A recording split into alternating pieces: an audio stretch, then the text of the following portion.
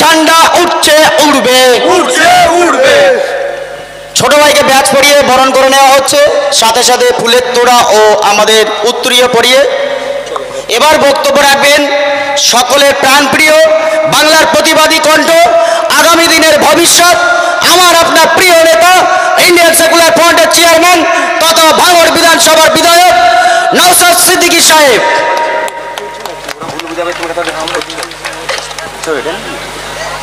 হাসতে দিচ্ছেন, হাসতে দিচ্ছেন, সব কথা। হ্যালো, আমি প্রথমেই ক্ষমা চেয়ে নিচ্ছি আপনাদের কাছে। ন্যূনতম আমাদের ছেলেরা যারা দায়িত্বশীলেরা আছে, নতুন রাজনীতির ময়দানে আমরা এসেছি, একটা চটেরও আমাদের ব্যবস্থা করতে পারেনি, এর জন্য আমি ক্ষমা চেয়ে নিচ্ছি। দ্বিতীয়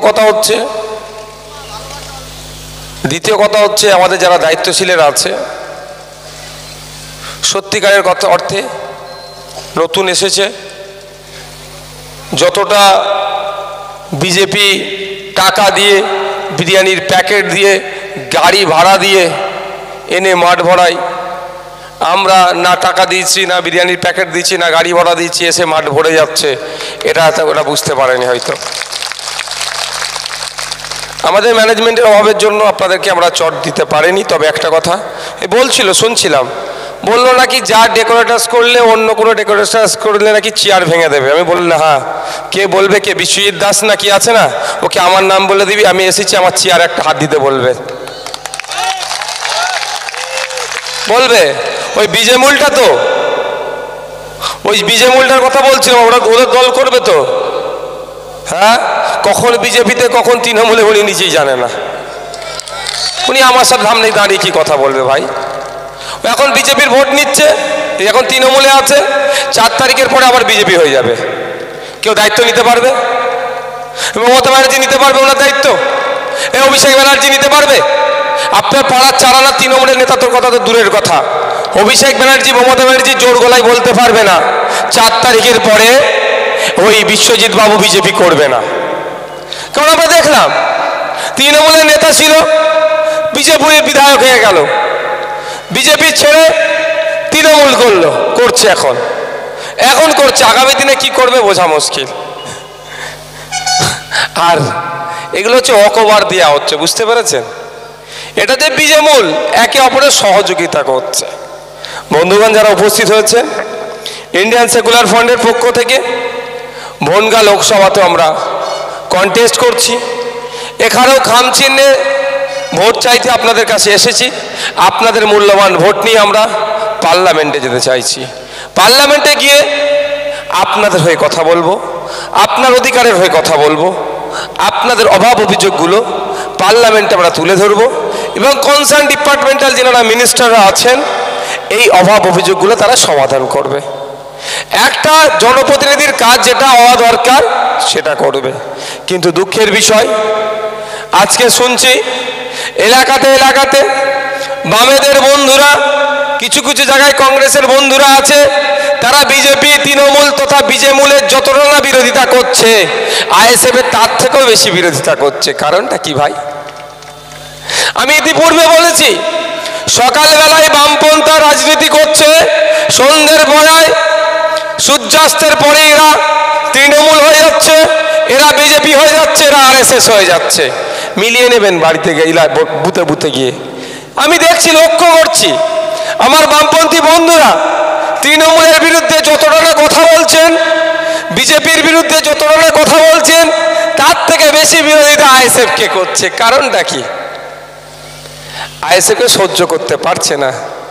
আইএসএফ যে মানুষের লড়াই কোনটা নিয়ে এগিয়ে যেতে চাইছে, রুজি রুটির লড়াই আছে, আইএসএফ শিক্ষার আন্দোলনে আছে, স্বাস্থ্যের আন্দোলনে আছে, এটাই অনেকে মেনে নিতে পারছে না।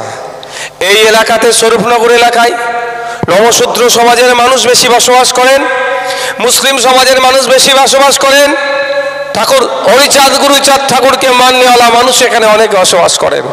কিন্তু ব্যাপারটা হচ্ছে কি, এই যেখানে আসছে স্বরূপনগরে আইএসএফ মিটিং মিছিল করলে, এই মাঠ ভর্তি হলে অনেকের রাজনৈতিক কারবার বন্ধ হয়ে যেতে পারে। সেই জন্য বিজেপি যেমন বিরোধিতা করছে, তৃণমূল হুমকি চুমকি দিচ্ছে, একইভাবে সিপিএম এবং কংগ্রেসের বন্ধুরাও পিছিয়ে নাই, আইএসএফকে আটকাতে হবে।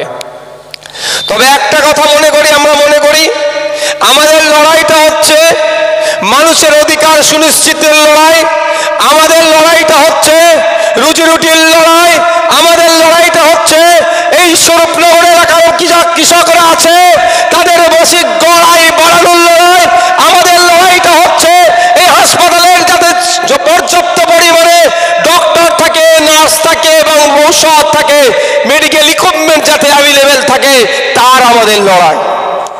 আমাদের লড়াই কারো লাভ করিয়ে দেওয়ার জন্য নয়, কোনো রাজনৈতিক দলের ক্ষতি হোক তার লড়াই আমরা আসিনি।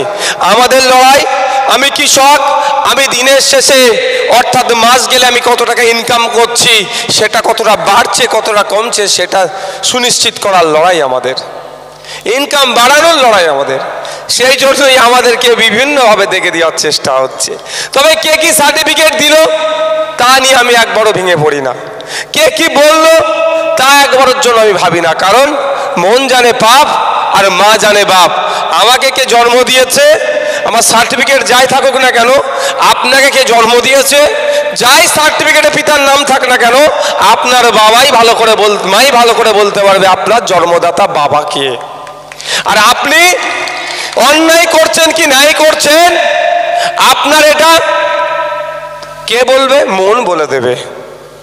দুনিয়া কি সার্টিফিকেট দিল দেখার দরকার নাই।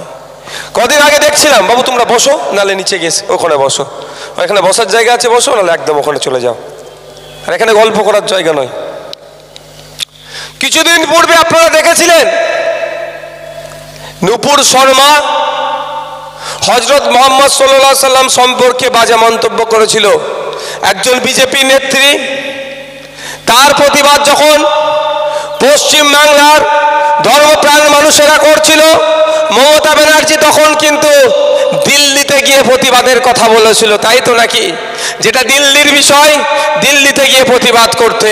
ঠিক আছে, আমরা ভুলে যাচ্ছি না, দিল্লি সরকার কৃষকদের বিরুদ্ধে যে বিলগুলো নিয়ে এসেছিল, এই শান্তনু বাবুদের সরকার কৃষকদের স্বার্থ ক্ষুণ্ণ করে সেই নীল চাষের মতো আবাস শোষণ করার জন্য, কৃষকদেরকে বঞ্চিত করার জন্য যে বিল পাস করিয়েছিল, সময় এসেছে নূপুর শর্মার যে মন্তব্য করেছে তার যেমন আমরা জবাব দেব, কৃষক বন্ধুরাও কেন্দ্রের এই শান্তনু বাবুদের সরকারের বিরুদ্ধে ভোট দিয়ে জবাব দেবে। আমরা ভোট দিয়ে পাঠিয়েছিলাম শান্তনু বাবুকে পার্লামেন্টে, আমাদের ভোট নিয়ে আমরা কৃষক, আমাদের সমস্যাগুলো সমাধান করবে, আমাদের পক্ষে বিল পাস করাবে। কি দেখলাম, শান্তনু ঠাকুর মহাশয়দের দলের পক্ষ থেকে আমাদের পক্ষ, কৃষকদের পক্ষ নিয়ে কথা বলার দরকার, তার পরিবর্তে আমরা কি দেখলাম, উল্টে আমাদের বিরুদ্ধে অর্থাৎ কৃষকদের বিরুদ্ধে বিল পাস করলো।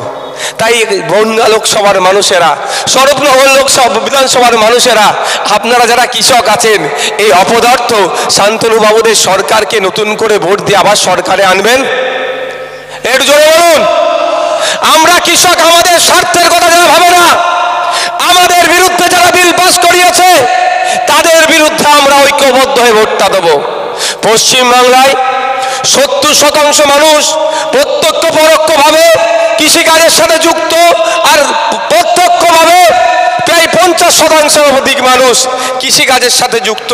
যারা আমাদের স্বার্থের কথা ভাবলো না, কর্পোরেটদের হাতে তাদের তুলে দেওয়ার জন্য চিন্তা ভাবনা করলো, সেই সরকারকে আমরা নতুন করে আর ভোট দিয়ে পার্লামেন্টে আনতে চাই না। আমরা পার্লামেন্ট ওই সরকারই আনতে চাই যে সরকার কৃষি প্রধান দেশের কথা মাথায় রেখে কৃষকদের সুবিধার্থে নতুন বিল নিয়ে আসবে, নতুন বিলের সংযোজন করবে, সেই সেই সরকারকে আমরা দেখতে চাই। তাই তো নাকি ভাই? আর ভাবলে অবাক লাগছে, আমরা আন্দোলন করছিলাম, একটু পানিটা দাও তো আগে, গলাটা অসুবিধা হচ্ছে।